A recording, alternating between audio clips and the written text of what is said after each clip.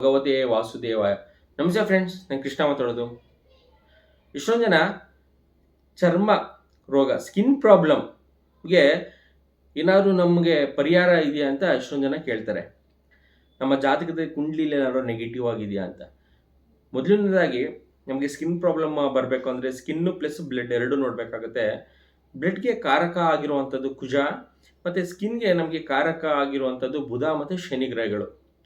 ಈ ಗ್ರಹಗಳು 8ನೇ ಮನೆ ಇಂಡಿಕೇಟ್ ಆದರೆ ನಿಮ್ಮ ಲಗ್ನದಿಂದ 8ನೇ ಮನೆಯಲ್ಲಿ ಇದ್ದಾಗ ಸ್ವಲ್ಪ ದೀರ್ಘಕಾಲ ನೀವು ಈ ಪ್ರಾಬ್ಲಮ್ಸ್ನ ಅನುಭವಿಸ್ತಾ ಇರಬೇಕಾಗುತ್ತೆ.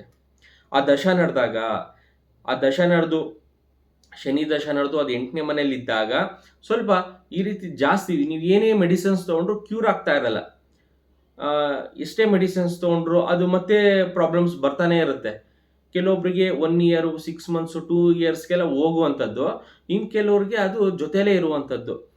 ಏನಕ್ಕೆ ಅಂದರೆ ನಮಗೆ ಗ್ರಹಗಳು ಈ ರೀತಿ ಲೈಫ್ ಲಾಂಗ್ ಅದೇನಾದ್ರೂ ಒಂದು ಪ್ರಾಬ್ಲಮ್ ಇಟ್ಟೇ ಇರುತ್ತೆ. ನಮಗೆ 8ನೇ ಮನೆ ಇದೆ ಅಂತಂದರೆ ಒಂದು ಏನಾದರೂ ಒಂದು ಸಮಸ್ಯೆ ಇದ್ದೇ ಇರುತ್ತೆ.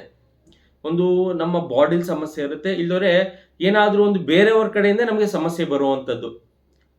ಇದಕ್ಕೆ ಪರಿಹಾರ ಏನಪ್ಪ ಅಂದರೆ ಸಣ್ಣ ಪುಟ್ಟ ಆ 8ನೇ ಮನೆಗೆ ದಾನ ಮಾಡ್ತಾ ಇದ್ದರೆ ನಮಗೆ ಸ್ವಲ್ಪ ನ್ಯೂಟ್ರಲ್ ಆಗಿರುತ್ತೆ. ಜಾಸ್ತಿನೂ ಆಗಲ್ಲ, ಕಡಿಮೆನೂ ಆಗಲ್ಲ. ಹಂಗೆ ನೋಡ್ಕೋಬೇಕು ಅಂದರೆ ನಮಗೆ 8ನೇ ಭಾವಕ್ಕೆ ನಿಮ್ಗೇನಾದ್ರು ಶನಿ ಗ್ರಹ ಲಗ್ನದಿಂದ 8ನೇ ಮನೆ ಇದ್ದರೆ ಅದಕ್ಕೆ ಸ್ವಲ್ಪ ದಾನ ಮಾಡ್ತಿರುವಂಥದ್ದು, ಬುಧ 8ನೇ ಮನೆಯಲ್ಲಿದ್ದರೆ ಅದಕ್ಕೆ ದಾನ ಮಾಡ್ತಿರುವಂಥದ್ದು, ಕುಜ ಏನಾದರೂ 8ನೇ ಮನೆಯಲ್ಲಿದ್ದರೆ ಅದಕ್ಕೆ ದಾನ ಮಾಡ್ತಿದ್ರೆ ನಿಮಗೆ ಬ್ಲಡ್ಡು ಮತ್ತು ಸ್ಕಿನ್ನಿಗೆ ಸಂಬಂಧಪಟ್ಟಿದ್ದು ಅದಕ್ಕೆ ನ್ಯೂಟ್ರಲ್ ಆಗಿರುತ್ತೆ. ನಿಮಗೆ ಸಡನ್ನಾಗಿ ಕ್ಯೂರ್ ಆಗದೆ ಇದ್ರೂ ಜಾಸ್ತಿ ಮಾಡೋಕ್ಕೆ ಬಿಡಲ್ಲ. ಸೊ ನಿಮ್ಮ ಜಾತಕಗಳಲ್ಲಿ ಸುಮಾರು ಜನ ಕೇಳ್ತಾರೆ, ಸ್ಕಿನ್ ಪ್ರಾಬ್ಲಮ್ಸ್ ನನಗೆ ಸುಮಾರು ಬರುತ್ತೆ ಹೋಗುತ್ತೆ, ಬಟ್ ಲೈಫ್ ಲಾಂಗ್ ನನಗೆ ಇದೆ ಸ್ಕಿನ್ ಪ್ರಾಬ್ಲಮ್ಸು. ಇದಕ್ಕೆಲ್ಲ ಕಾರಕಗಳು ಮತ್ತು ಶುಕ್ರನೂ ಸ್ವಲ್ಪ ಬರುತ್ತೆ. ಮೇಯ್ನಾಗಿ ನಮಗೆ ಸ್ಕಿನ್ಗೆ ನೋಡುವಂಥದ್ದು ಶನಿ ಮತ್ತು ಬುಧ ಗ್ರಹಗಳು 8ನೇ ಮನೆ ಇದ್ದಾಗ, ಅದು ದಶ ಬಂದಾಗ ಇಲ್ಲ ಭುಕ್ತಿ ಬಂದಾಗ ಸ್ವಲ್ಪ ಜಾಸ್ತಿ ಪ್ರಮಾಣದಲ್ಲೇ ಇರುತ್ತೆ. ಇದಕ್ಕೆಲ್ಲ ನಿಮ್ಮ ಜಾತಕದಲ್ಲಿ 5ನೇ ಮನೆ ಯಾವ್ದು ಆಕ್ಟಿವೇಟ್ ಆಗಿದೆ ನೋಡ್ಕೊಳ್ಳಿ. ನಿಮ್ಮ 9 ಗ್ರಹಗಳಲ್ಲಿ 5ನೇ ಮನೆ ಆಕ್ಟಿವ್ ಆದಾಗ ಅದಕ್ಕೆ ಸ್ವಲ್ಪ ಹೆಚ್ಚು ಮಂತ್ರ ಪಠನೆ ಮಾಡೋದು. ಈ 8ನೇ ಮನೆ ಏನಾದರೂ ಇದ್ದರೆ ಸ್ವಲ್ಪ ಅದು ಜಾಸ್ತಿ ಆಗ್ತಾ ಇರುತ್ತೆ, ಕಮ್ಮಿ ಆಗ್ತಾ ಇರುತ್ತೆ. ನೀವು ನ್ಯೂಟ್ರಲ್ ಆಗಿ ಇಟ್ಕೋಬೇಕು. ಜಾಸ್ತಿ ಆಗದಿರಂಗೆ ನೋಡ್ಕೋಬೇಕು ಅಂದರೆ ಅದಕ್ಕೆ ಸ್ವಲ್ಪ 8ನೇ ಮನೆಗೆ ದಾನ ಮಾಡ್ತಾ ಬರ್ತಾಯಿರಿ.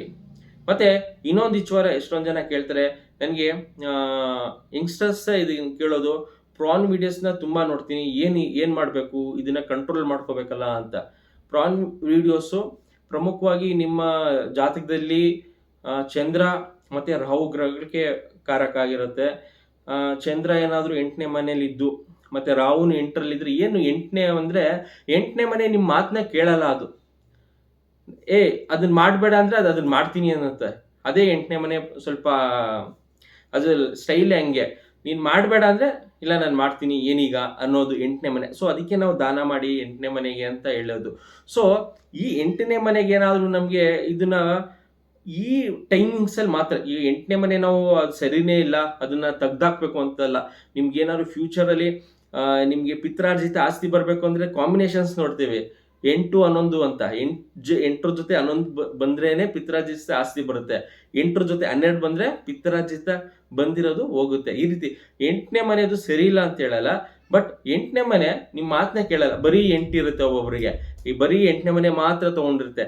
ಆ 8ನೇ ಮನೆ ತೊಗೊಂಡಾಗ ಈ ರೀತಿ ಬರುವಂಥದ್ದು. ಈ ತುಂಬಾ ನಾವು ಪ್ರಾನ್ ವೀಡಿಯೋಸ್ ನೋಡ್ತೀವಿ. ಇದಕ್ಕೆ ಕಂಟ್ರೋಲ್ ಬರೋದು ಹೆಂಗೆ ಅಂದರೆ, ಒಂದು ಚಂದ್ರನು 8ರಲ್ಲಿರುತ್ತೆ ಮತ್ತು ರಾಹುನು ಅಷ್ಟೇ.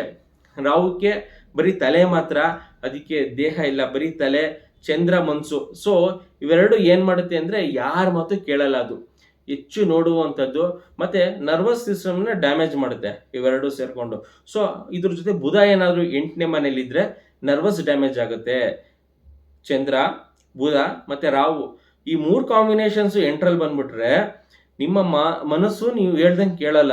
8ನೇ ಮನೇಲಿರುತ್ತೆ, ಯಾರು ಹೇಳಿದ್ರು ಕೇಳಲ್ಲ. ಸೊ ಇದಕ್ಕೆ ನೀವು ಪರಿಹಾರ ಏನಪ್ಪ ಅಂದರೆ, ಒಂದು ಮೆಡಿಟೇಷನ್ಸು ಯೋಗ ಮಾಡ್ತಾ ಬಂದ್ರೇ ಇದರಿಂದ ಈಚೆ ಬರೋಕ್ಕೆ ಸಾಧ್ಯ. ಅದಾದಮೇಲೆ 8ನೇ ಮನೆ ಗ್ರಹಕ್ಕೆ ನೀವು ದಾನ ಮಾಡ್ತಾ ಇರಬೇಕಾಗುತ್ತೆ. ಯಂಗ್ಸ್ಟರ್ಸ್ಗೆ ಸುಮಾರು ಜನ ಫೋನ್ ಮಾಡಿ ಈ ವಿಚಾರ ತುಂಬ ಮಾತಾಡ್ತಾರೆ, ಬಟ್ ಇದಕ್ಕೆ ಹೊರಗೆ ಬರೋಕ್ಕೆ ಅವ್ರಿಗೆ ಗೊತ್ತಾಗಲ್ಲ. ಫಸ್ಟ್ ಆಫ್ ಆಲ್ ಅವರು ಜಾತಕ ಡೇ ಟು ಟೈಮಿಂಗ್ಸ್ ಪ್ಲೇಸು ನಮ್ಗೆ ಹೇಳ್ದಾಗ ಈಸಿಯಾಗಿ ಹೇಳ್ತೀವಿ, ನಿಮ್ಗೆ ಇಂತಿಂಥ ಗ್ರಹಗಳು ಇಂತಿಂಥ ಪ್ಲೇಸ್ಮೆಂಟ್ಸಲ್ಲಿ ಕೂತಿದೆ ಅಂತ. ಸೊ ಆ ಪ್ಲೇಸ್ಮೆಂಟ್ಸಲ್ಲಿ ಇದ್ದಾಗ ನೀವು 8 ಮತ್ತು 12ನೇ ಮನೆ ಇದ್ದಾಗ ಏನಾಗುತ್ತೆ ಅಂದರೆ ಅದ್ರ ಜೊತೆ ಏನಾದರೂ 8 ಜೊತೆ 12 ಸೇರಿಕೊಂಡಾಗ ಸ್ವಲ್ಪ ಹಾಸ್ಪಿಟಲೈಸೇಷನ್ಸ್ ಹೋಗೋ ಚಾನ್ಸಸ್ ಇರುತ್ತೆ. ಯಾವಾಗ ನರ್ವಸ್ ಸಿಸ್ಟಮ್ ಡ್ಯಾಮೇಜ್ ಆಗುತ್ತೆ, ಸ್ವಲ್ಪ ಹಾಸ್ಪಿಟ್ಲು ಹೋಗ್ಬೇಕಾಗುತ್ತೆ. ಕಾಂಬಿನೇಷನ್ಸ್ ನೋಡಿಕೊಂಡು ನೀವು ನಿಮ್ಮ ಹೊರಗೆ ಬರೋಕ್ಕೆ ಯೋಗ ಮೆಡಿಟೇಷನ್ಸ್ ಮಾಡಿಕೊಂಡು ಮತ್ತು ಮಂತ್ರ ಪಠನೆ ತುಂಬ ಇಂಪಾರ್ಟೆಂಟ್ ಆಗುತ್ತೆ. ಮಂತ್ರ ಪಠನೆಯಿಂದ ನೀವು ಈ ನೋಡುವಂಥ ಚಟದಿಂದ ಈಚೆ ಬರ್ಬೋದು.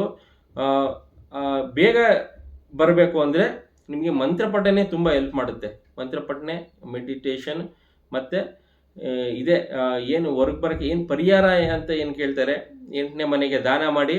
ಅದ್ರ ದಶಾಭುಕ್ತಿ ನಡೀತಿದ್ರೆ ತುಂಬ ನಿಮಗೆ ಜಾಸ್ತಿನೇ ಮಾಡಿಸ್ತಾ ಇರುತ್ತೆ. ಚಂದ್ರ ದಶ ನಡೆದು ಅಲ್ಲಿ 8ನೇ ಮನೆ ಇದ್ದರೆ ಅತಿ ಹೆಚ್ಚು ನೋಡುವಂಥದ್ದು.